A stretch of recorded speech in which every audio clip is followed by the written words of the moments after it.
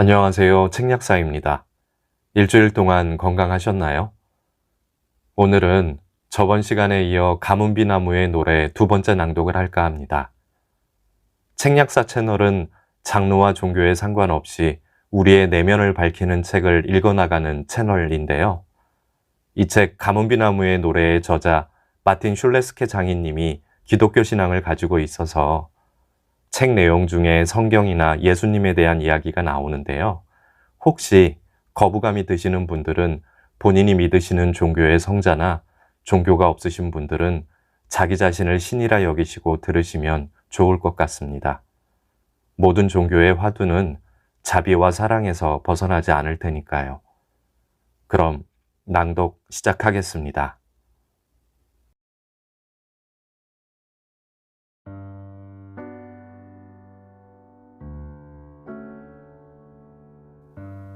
노예가 아니라 봉사자로.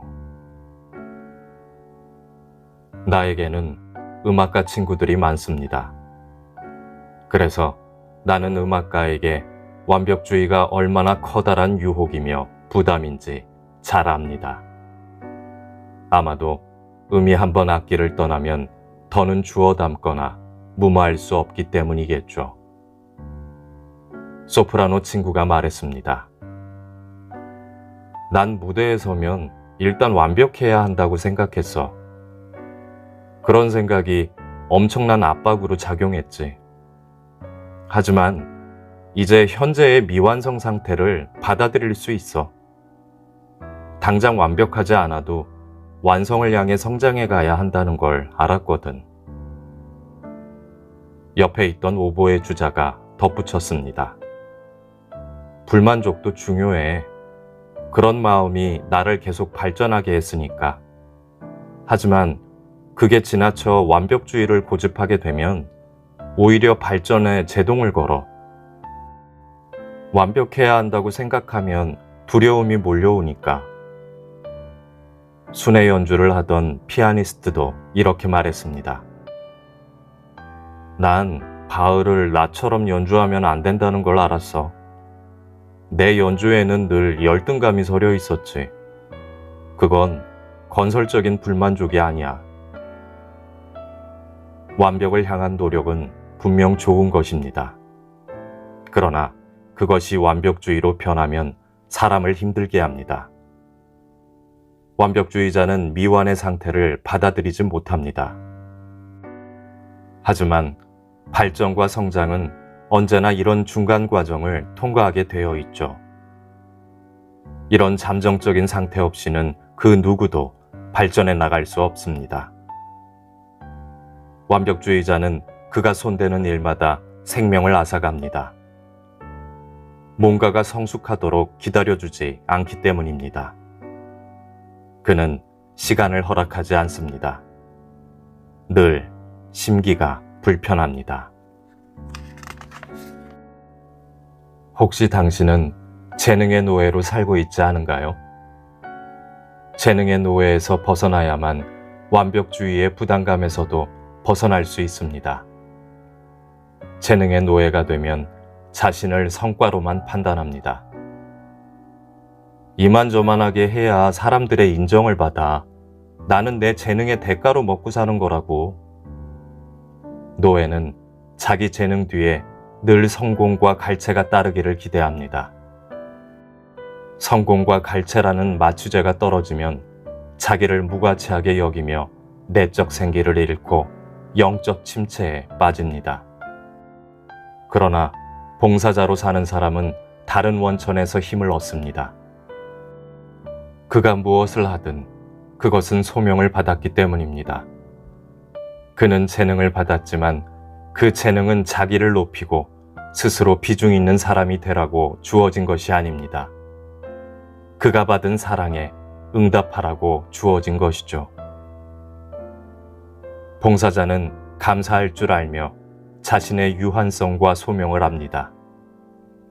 하지만 재능의 노예로 사는 사람은 재능을 통해 자꾸만 자기를 확인하려 합니다. 이는 자기 자신 외에 다른 목표를 알지 못하는 노예의 삶입니다.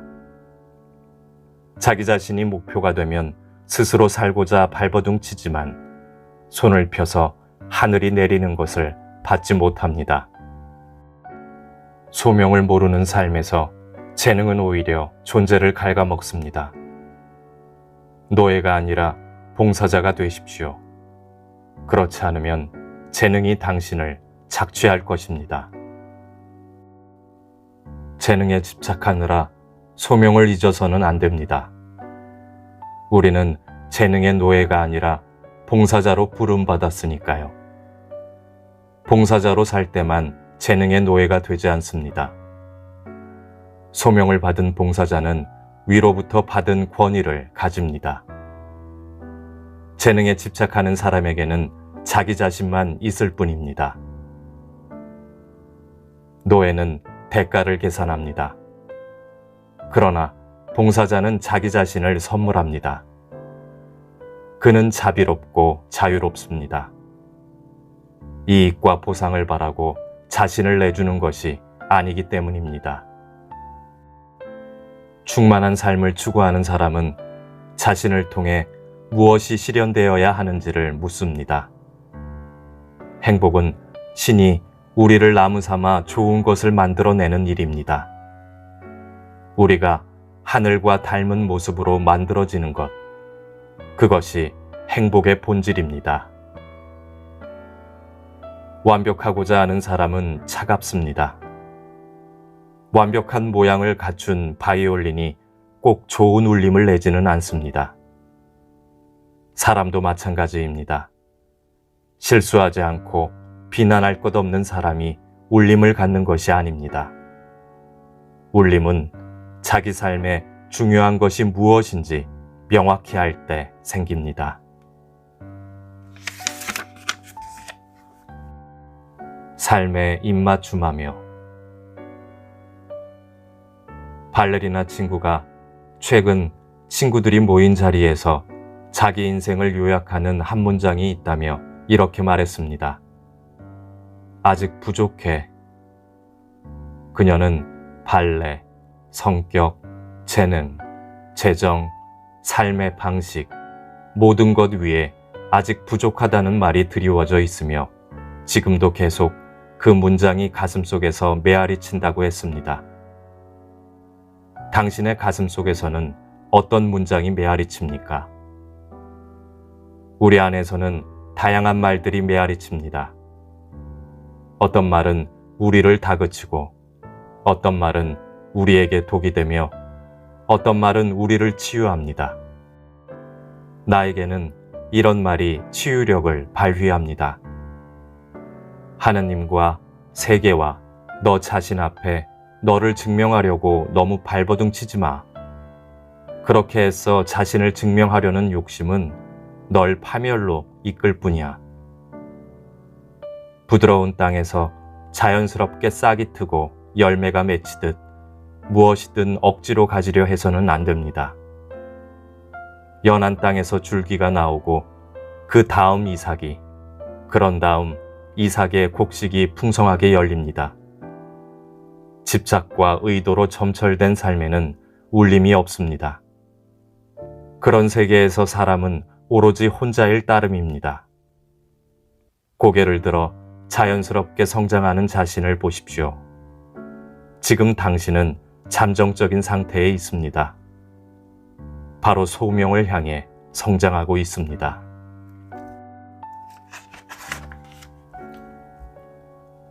바이올린을 만드는 사람은 바이올린 제작 대회에 참가할 수 있습니다.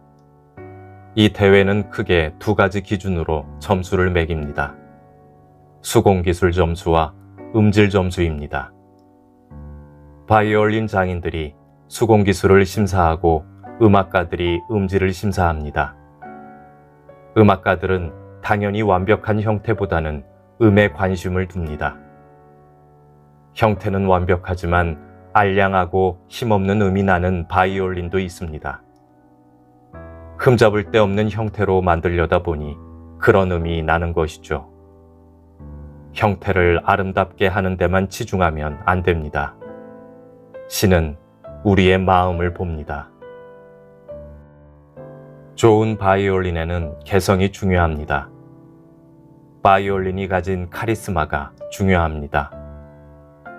바이올린이 완벽한 형태를 통해 우아한 울림에 이르는 것이 아니듯 인간도 완벽할 때 우아한 울림을 내는 것이 아닙니다. 자기 삶에 주어진 개성을 살릴 때 좋은 울림이 납니다. 두려움은 우리에게서 그런 삶을 살게 할 용기를 앗아갑니다. 개성을 앗아갑니다. 이상을 실현하는 것으로 자기 가치를 판단하는 사람은 현실에서 좌절할 수밖에 없습니다. 강박적인 사람은 오로지 자신에게 신경 쓰느라 자기가 섬겨야 할 세계를 보지 못합니다.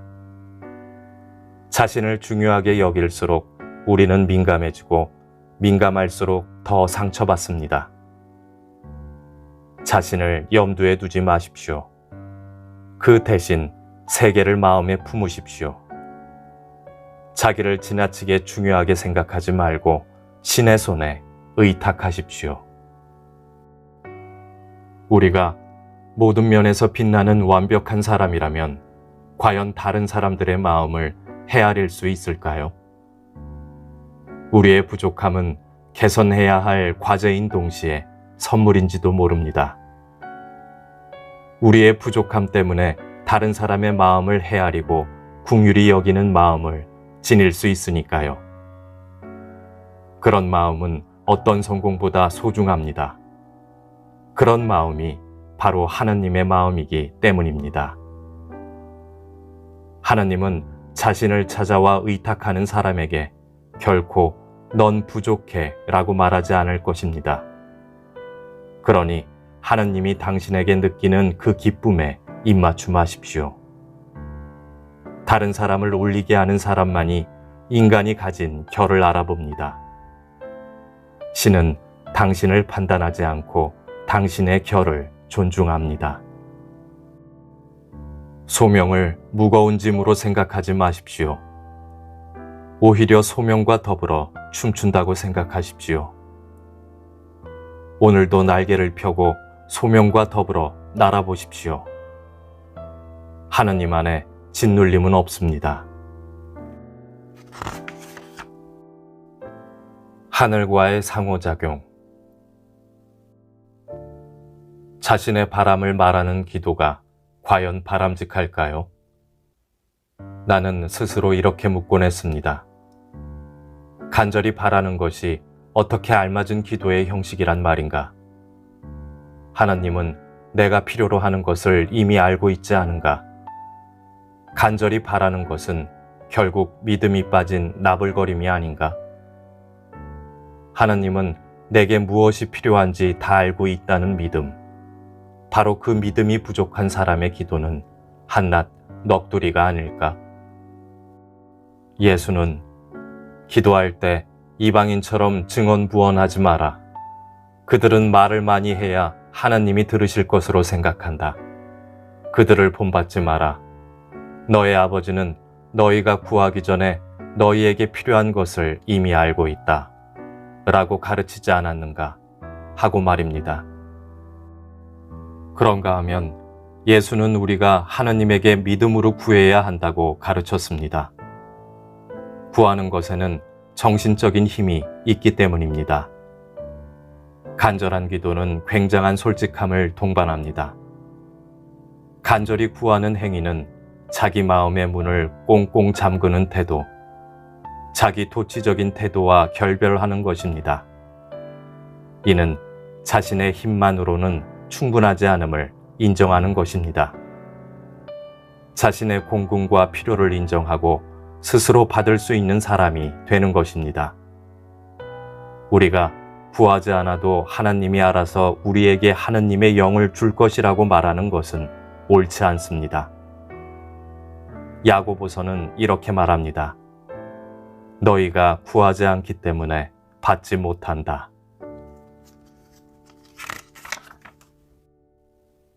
스스로 겸손하고 지혜롭다고 생각하는 어떤 사람이 늙은 수도자에게 가서 이렇게 말했습니다.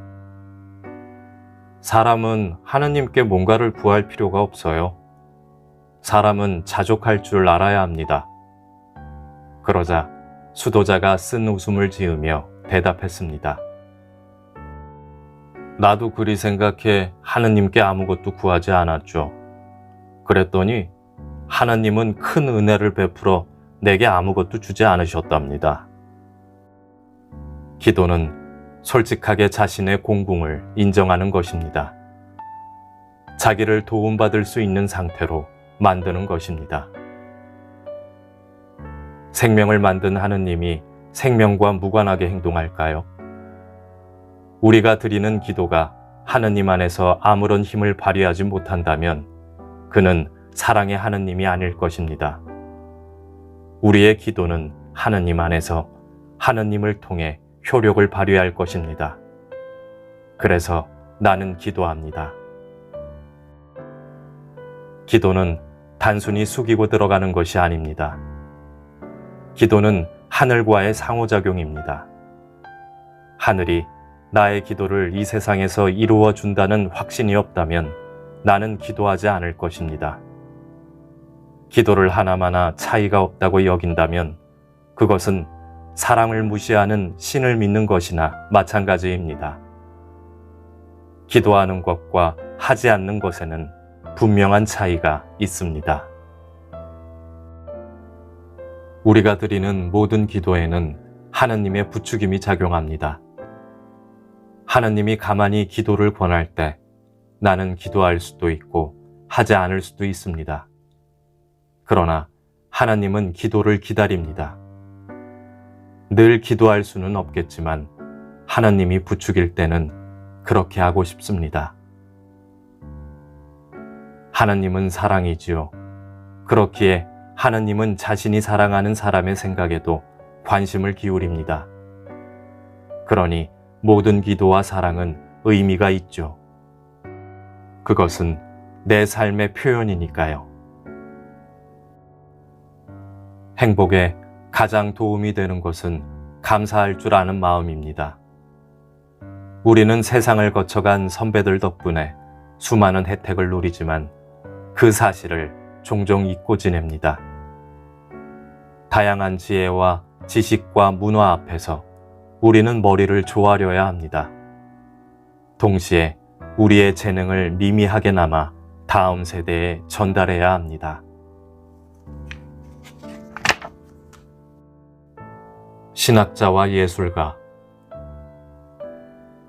의식적으로 사는 사람이 자기 삶의 원칙을 정리해보는 행위는 자연스럽죠. 삶의 원칙들은 자기 인생의 본질을 보여줍니다. 당신은 어떤 원칙을 가지고 있습니까?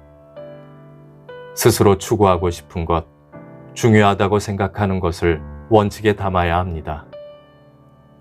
좋아 보이는 세간의 원칙들을 빌려도 되지만 이는 가슴속 깊은 곳에서 동의하는 것이어야 합니다.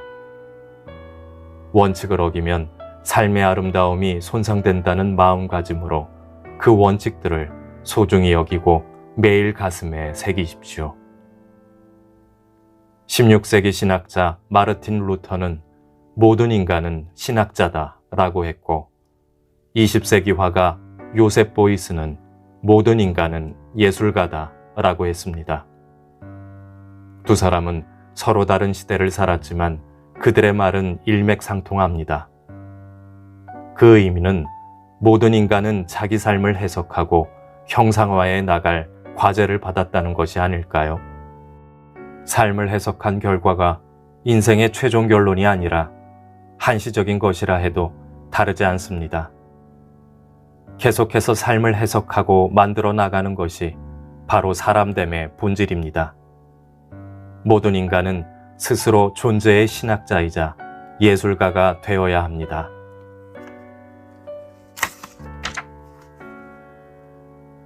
삶의 원칙을 존중하는 사람은 임의로 행동하지 않습니다. 원칙을 존중하는 마음가짐은 자기 형편이 어떠하든지 핑계대지 않겠다는 용기와 일맥상통합니다. 진정성을 중요하게 여기는 사람은 진리에 관심을 기울입니다. 진리는 우리의 문제 있는 행동을 그냥 보아 넘기지 않습니다.